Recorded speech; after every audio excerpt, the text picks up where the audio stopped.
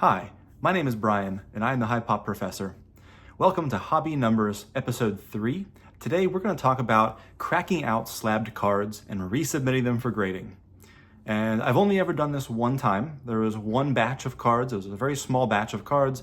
I did take a few that I thought were noteworthy candidates that I thought had a chance at improving their grades and cracked them out, subbed them in, and in this video I want to share my experiences doing that and show you how I did. There were some big time wins and some big time losses. So we're gonna share the good, the bad, and the ugly. So we'll turn the camera around and go ahead and get started.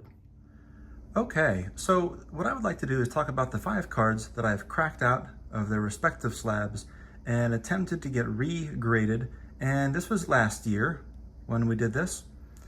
And I went through, and I don't make a habit of this. In fact, this is the first and only time that I went ahead and attempted to crack these out.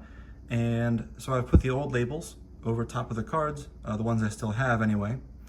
And I just want to talk about the stories because I found it just to be very, very interesting. And I think that people would appreciate this. And I went ahead and moved over a light so that way we can also take a look at these cards. So the first card was one that I submitted with my very first PSA order since getting back into the hobby. And this was it was 93 score Derek Jeter. One of my goals when I was getting back into the hobby was I wanted to collect a really nice rookie card and a really nice autograph of a lot of the star players from the 80s and 90s. And I always liked this picture. It's actually probably his most affordable rookie card. And I bought this card for, I believe it was $6 on eBay. Now, something interesting about this card, usually, I really take a very close, careful look at the picture of the card. And I bought this card raw, and I looked at it, and I looked it over, and like, boy, that's really nicely centered. And I looked at the surface, had no problems on there, and it's just beautiful. I will look for a card like this where there's really no shortage. This is prime high pop wax era. I'll look through 10, 20, maybe 30 examples of raw copies, and I will just say no to pretty much all of them until I find one that, yeah, this one suits my eye. This one looks really, really, really good. And so, yeah, I found one, and I think they had it on there for, $7.99 or something, or best offer. I offered $6, and they accepted it. Now, what was funny about this is after they accepted the offer, I noticed there was a small, what looked like a very tiny droplet of coffee, a small little tiny brown stain on the border. And I was really disappointed in myself. I was like, oh man. And then it was funny when the card arrived, it just so turned out that was sort of like the stock image. And the one I received wasn't that one. And the one I received was way better. And so I looked at this card and I decided that, this is actually very special and good enough to consider submitting for grading. And so that's what I did. And so I decided to send it in, and of course it got the 9. And in my estimation, my analysis, I truly believed that this card is still, it doesn't have a flaw. I mean, really, it's a perfect card. There is no flaw on the surface, the front or back surface. And so, despite spending, because it was $25 to get it slabbed up, I still believe, because if it came back at 10, I knew it was going to be at that time valued at like $130. And I thought that's what I had on my hands. So I sent it back in, and what I ended up getting was a very anticlimactic mint 9 again. So, womp womp. Oh well, not a very exciting one. But that won't be the case with many of the other ones that we have here. So moving on to this card. So this is an 85 Donruss Roger Clemens rookie. And I love the 85 Donruss set because of the dark borders. I like the colors, the contrast of the green and the red. It's just gorgeous. And this card, I bought this in a CSG 9 slab. And now this is the old CSG, the green slab. This was sort of, when they had switched to the first time, until they eventually became CGC. And when I bought this card, again, it was a 9, and I very carefully looked at the pictures, and this has to be one of the nicest presenting copies of any 85 Donruss I've ever seen. And so the one person I really think about here is actually Dylan, Double D Vintage, because this card, I'm very curious what he would assign this card as a centering grade. He's got his 100-point centering scale. I don't know if he's ever given out 100, or maybe a 98 or 96. But I mean, boy, the beautiful, just sharp corners, like dead centered, vertical and horizontal. I mean, truly magnificent. And again, in the beautiful clear, you know, CSG slab, I couldn't find a darn thing wrong with it. So here, let me move this. Okay. And yeah, we can take a look at the surface, and it is just absolutely gorgeous. So yeah, I cracked this out. I said, look, you know, this is really quite something. And it wasn't until it was outside of its CGC holder, because this is such a gorgeous card, perfect card, amazing corners, amazing edges, just fantastic. And it wasn't until I cracked it out that I noticed a small flaw. And the flaw that I noticed, if you hold the light and look at his shin, right there, there's a tiny little surface indentation right where that little beam of light is. It's like right on his shin. But really, it's so minuscule. You really can't see it at all. It's not, you know. And I'd already cracked it out at this point. And so I didn't know what PSA would do with that. It's really the only thing. It's the only thing that's wrong with this card. And again, part of the issue is, and I think about this too with tag grading and automated computer analysis, computer tool assisted grading. What a different company is going to take. You might have it consistent and come back the same thing every time, but who makes that distinction between, well, is this a 9 or is this an 8 or is this a 6 or anyway. So drum roll, please. So what did PSA do to this? Well, it went from CSG 9 all the way to a PSA 8. So here's a near mint 8.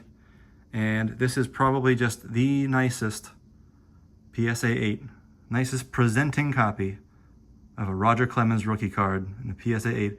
Beautiful black border 85 Donruss you'll ever find.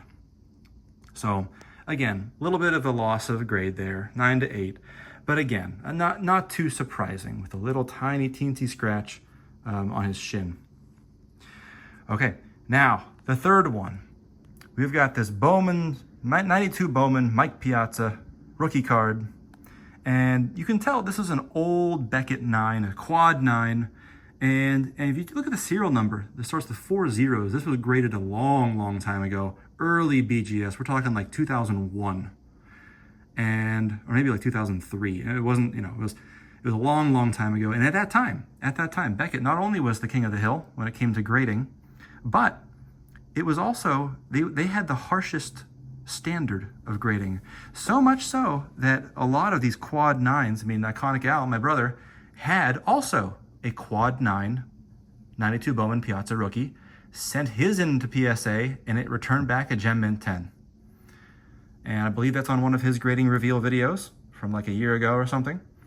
And so I was sort of inspired by that. And so I said, well, I've got an old Beckett quad 9 as well. Maybe I can do the same kind of thing. Maybe I can submit this in. And so I cracked it out of that Beckett slab, which, by the way, that was way harder to crack out than the other ones. And yeah, again, looking at this beautiful card, it's well centered. The surface is great. It's quad 9 for that old Beckett. It's it's a really sharp card. And so yeah, everything looks, it's a beautiful presenting copy.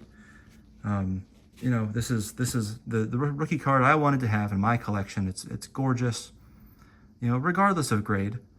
But like the Clemens, when I busted this out of the slab, it was only when I got it out of the slab that I noticed, and I'm not even sure you can really even see this even in the right light. And I found a little flaw. It was a consistent flaw, but But the issue, the issue with this one, and this was for sure the most, I would say the most dramatic one reveal. And so it went from a Beckett Quad 9, an old Beckett BGS Quad 9, to, drum roll please, a PSA EX5. Oh boy, that hurts. An excellent 5, yes. So what the heck happened here? Is PSA just out to lunch? Is this that one card in the order that's the big head scratcher? Well, I mean, yes and no. I was not expecting the 5, per se, but I did see what the flaw was. And much like the Clemens, where I only noticed it after it was out of the old slab, with this one, again, I kind of just I went along with it and said, okay, well, let's see what PSA is going to do with this. And I'm not even sure if I can really see this without cracking it out. But if you look at the edge of the card, see how the edge of the corner actually is toned. And so where the edges of this card really should be like a pristine bright white, you can see the edge of this card looks kind of orange, whereas the top edge is the white that it should be. It's not stained. It's not, you know, I guess this one is fairly white on this corner. But it looked kind of like once it was out of there, all 4 corners, the edges of the corners are like way darker than they should be. And this had been sitting in a BGS slab for a long time, 20 years. So I don't know. This was a bit of a head scratcher, bit of a mystery. But yeah, that one definitely did not work out the way I was hoping that it might. So ouch. That was Clemens was a little bit of a loss. This was a this is a big loss. And now I will say there's a not so small part of me that's very curious. If we went from a BGS 9 to a PSA 5, could we submit this to SGC and see what the heck they're going to do with it? Well, I don't know. I've never actually submitted an order to SGC, but for the sake of the experiment, I don't know. Maybe this is something we'd go ahead and try. All right. For the 4th card that I sent in was actually one that I don't have anymore. This is a 87 Topps Traded Tiffany, Steve Carlton, and this card is actually currently resides in Adam of the Vintage Sanctuaries collection. He's a big Tiffany guy and a big vintage guy, of course. If you're subscribed to my channel, you most assuredly are already subscribed to his channel. And yeah, I submitted that actually twice. I believed strongly enough that had a shot at a 10, cracked it out, sent it back in, got another 9, and it really didn't have, it didn't have a good place in my collection. And I thought it deserved to be with its other Tiffany brethren in Adam's collection. So I sent it along his way. And the last one, thankfully, is a success story. We have this 92 Griffey Topps Gold, and this is the non-winner variety. And so this variant was the one that was like a pack-pulled variety. The winners, of course, were a separate one. They had a game piece in these packs, and the game piece, you could scratch off the game piece, and if you matched the 3 symbols properly, then you could send them in. They give you a pack of all Topps Gold cards. Well, the problem was, the game was rigged, or you could cheat on the game. If you held it behind a high-intensity lamp, you could see which ones would match. And so, they had way too many people redeeming these things than they ever expected. And so that's why they created the winner variety of these Topps Gold cards. So I always have a slight preference for the non-winners because those are like the real deal, the authentic ones. Not that the winners are fake, but I think if given the choice, and the pops are pretty similar. They keep track of the winner versus non-winner on the PSA pop report as well. So I bought this card, bought it raw for about $10 on eBay. I got it in. It looked really, really, really good, but it came back a 9. And I believed very strongly that it should have been a 10. And I sent it back in actually again, got the 10, and sold it for, at that time, I sold the PSA 10 for about $135. Now what's fascinating was there was a flaw, and it came back at 10 anyway. And I want to point this out to you. There's a very small print flaw on this card, and it's on quite a few of them. I'd probably say, dare I say most of them. And that little flaw is on the border. There are little dots, the 3 little dots here we see, the blue, the red, and the black.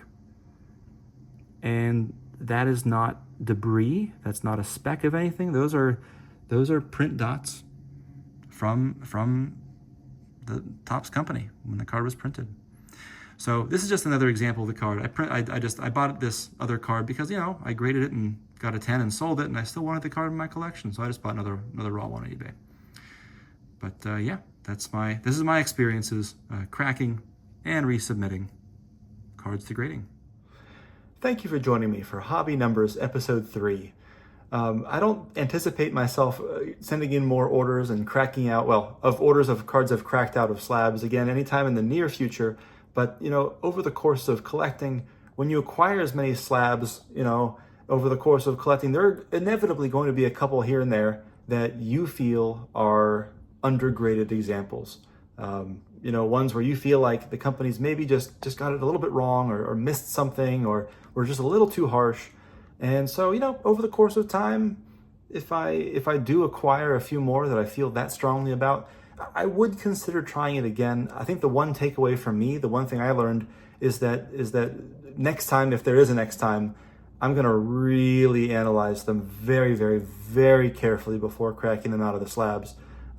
As you know, some of the issues are only apparent after they're out of those slabs. So I feel like I've really got to be sure of it, like doubly, triply sure, before I take that final step of actually cracking it out all the way and submitting it again. I think another takeaway for me too, at least, was that even on the ones that were the grade went down, you know, from 9 to an 8, and especially from the quad 9 to the 5, neither of them, you know, were in hindsight all that surprising. It was just a matter of how the company was going to handle that particular flaw. And in both cases, I knew the flaw was there, not before cracking it, but at least before actually submitting the card. I did recognize that it was, you know, so I sort of knew that both of those really weren't going to be 10s, and I was really just hoping for 9s if possible. But again, you don't know how a certain company is necessarily going to handle one specific case on one specific type of flaw. Even in the case of an indentation or a surface scratch, you know, the size of the indentation or the length of the scratch probably might also weigh into that decision of whether it gets an 8 or a 7 or a 5. Anyway, so thanks for coming along for the ride. Hope you've enjoyed it, and come back again and check out my other future videos that we'll have in the future. Thanks.